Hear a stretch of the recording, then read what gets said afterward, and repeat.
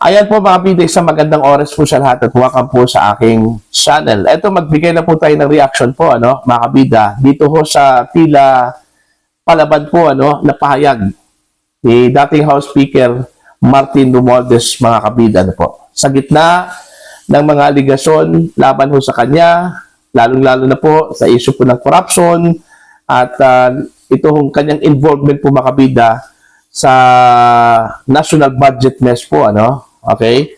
Tila ginigipit po ito, mga kabida. Nararamdaman po niya na idinidiin po siya dito, po, mga kabida. Okay? At meron po siyang babala, mga kabida, na marami daw siyang nalalaman sa kasalukuyang administrasyon. Alright? Ito po yung pinakamatindi. Kung babagsak man siya, mga kabida, hindi ho niya papayagan na babagsak po siya na mag-isa. Ito, ang tindi po, mga kabida, po. Ito, babasahin ko lang po itong article ng ang balita ngayon, po. Marami akong alam tungkol sa kasalukuyang administrasyon, Romualdez. Ito, umiinit ang usapin sa politika matapos kumalat ang video statement ni dating House Speaker at Leyte 1st District Representative Martin Romualdez, kung saan tila nagbigay siya ng mas malalim na pahiwatig sa gitna ng kinakaharap na mga aligasyon. Ayan. Sa isang bahagi ng kanyang video statement, anya, I know many things about this current administration. Marami akong nalalaman tungkol sa kasalukuyang administrasyon. Isang payag na agad nagbukas ng interpretasyon, lalo na't kasunod ito ng kanyang mga babala sa parehong video statement. Ayan. If this is a political ploy to push me out, I will not go quietly and I will not go alone. Ito matindi po ito, mga kabida. Kung ito ay isang planong politikal para patalsikin ako, hindi ako mananahimik at hindi ko hahayaang mag-isa ako. Alright? Para bang sinasabi niya, mga kabida, kung babagsak man ako, okay, hindi ko hahayaang babagsak ako na mag-isa. Okay? May isasama po siya dito, mga kabida, po.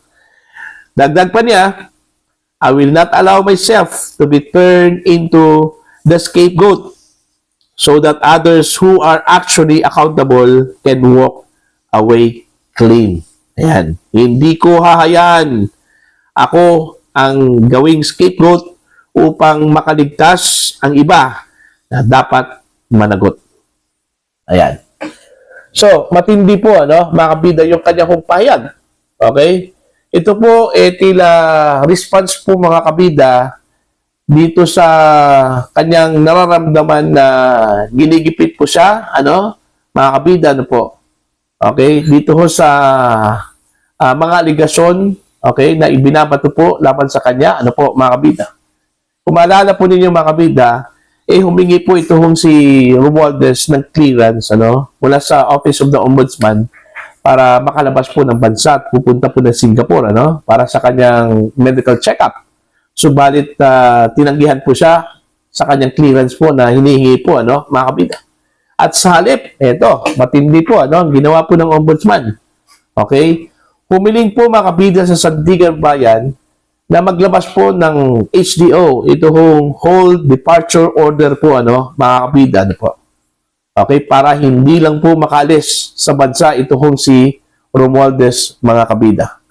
Okay? At hindi pa po kontento ang Ombudsman, mga kabida, hiniling po, sa AMLAC na i-freeze ang kanya hong mga assets po, Ito yung matindi. Alright? Tila meron pong axe to grind po, ito hong Ombudsman laban po dito kay Martin Romualdez, po, mga kabida. Okay? So, posibleng nararamdaman po ni Romualdez, ito hong tila panggigipit po, pagdidiin mo sa kanya, mga kabida. Okay? Kaya nga, posibleng nasabi po niya yung kanyang babala po, na marami po siyang nalalaman patungkol ho sa kasalukuyang administrasyon. Alright? Kung ididiin siya, mga kabida, kung gigipitin po siya, at babagsak po siya, mga kabida, okay? hindi daw niya papayagan na babagsak po siya na mag-isa. Alright? Matindi po yun, ano, mga kabida. Magsasalita na raw siya, mga kabida, at hindi na raw siya mananahimik. Ano kaya ang nalalaman po ni Romualdez po, ano, dito ho sa kasalukuyan administrasyon, ano po? Kasi, kung maalala po niyo, mga kabida, itinuturo po siya, ano, na mastermind po, ano, sa issue po ng corruption, sa flood control projects, at maging dito ho sa 2025 national budget mess, ano, mga kabida, na hanggang ngayon, nakabinbin pa rin, ano, yan po sa Korte Suprema, ano po, mga kabida. Okay, hindi pa po tinalakay. Okay? At maliban ho kay Romualdez, tinatag din, ano, ito hong si Zaldico, mga kabida, na isa po sa mga mastermind din. Okay? Pero ang nangyari po sa kanyang statement po kahapon po, ano, idinidiin po, mga kabida, ni Romualdez, ito hong si Zaldico at si dating Senate President Francis Chis Escudero, ano, mga kabida, na siyang responsable daw, ano, sa decision making patungkol ho sa budget. Ang kanyang pinatutungkulan ho dito, mga kabida, itong 2025 national budget po na napaka-controversial po, ano, mga kabida.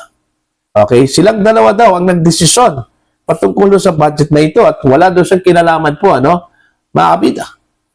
Oh, kayo, naniniwala ho ba kayo na wala ho siyang kinalaman po sa nangyaring budget mess po, ano, mga kabida? Considering during that time, siya po ang Speaker of the House, ano, mga kabida.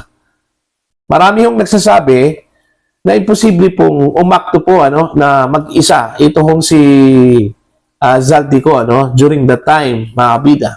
Alam naman po ng lahat na bata po, ano, ni Romualdez po, mga kabida, ito hong si Zaldico, ano. Yun yung impression po, ano, mga kabida. Alright? Pero dito ho sa statement, naging pahayag po ni Romualdez, tila naghugas kamay po, mga kabida. Ito hong si dating House Speaker Martin Romualdez. At sinabi po niya, wala ho siyang alam, okay, sa nangyari po, ano. At itinuturo po niya, mga kabida, ito hong dalawa, si Escudero at saka si Zaldico, na siyang responsable po kung ano man po ang nangyari sa budget, mga kabida. Alright? Now, eto, malalaman natin to, ano, kasi meron pong ginawang investigasyon po ang Office of the Ombudsman patungkol ho sa tila involvement po, mga kabida, no, ni Zaldico, ano, dito sa usaping ito, ano po.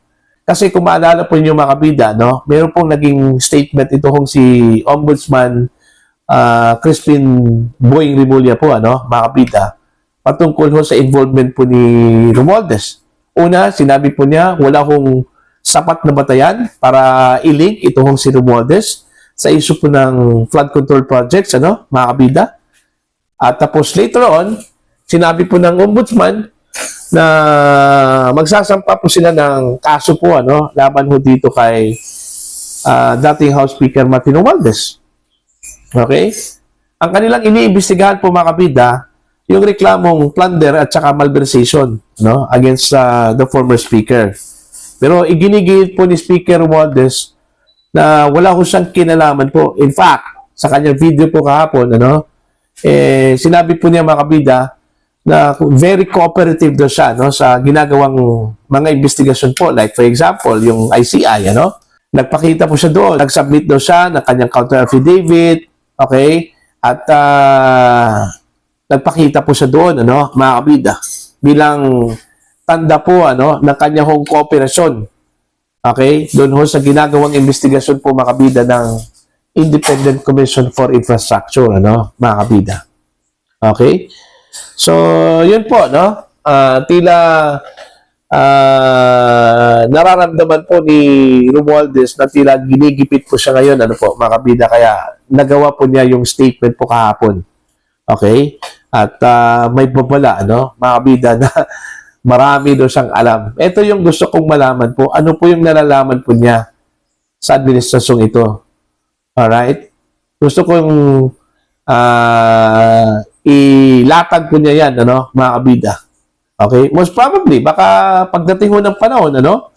Kung sa panahon po ng gipitan po mga kabida, baka ibubulgar po niya kung ano po yung nalalaman po niya, no? Dito ho sa kasalukuyang administrasyon, Marcos administration po mga kabida, ano po.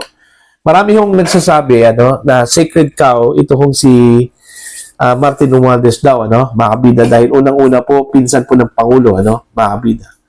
At may mga indikasyon na tila pinoprotektahan daw ito hong si Romualdez, ano, mga kabida, ano po. Okay?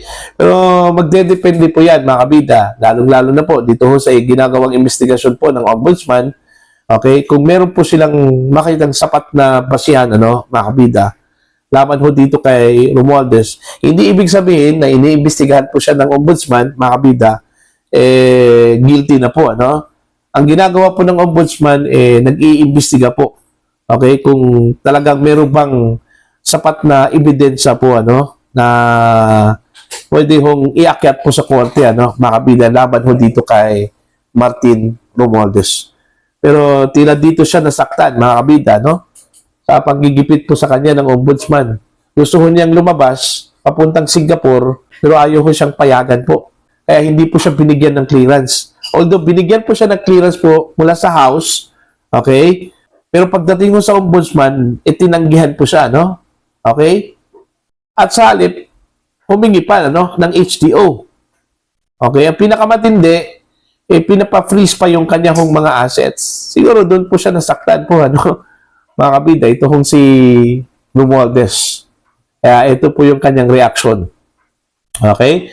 So, dahil dito, mga kabida, aasahan ba natin, ano, na meron pong naglaga na mangyari po, ano, mga kabida? Martin Romualdez versus Marcos administration, mga kabida, no? Okay? Para po sa inyo, ano po ang inyong opinion at pananaw patungkol ho dito, mga kabida? Please comment down. Sa mga hindi pa po subscriber po sa akin channel, please subscribe, just click the subscribe button, click the notification bell, click all para updated po kayo, mga kabida, sa aking mga pods. Maraming salamat po sa inyo lahat.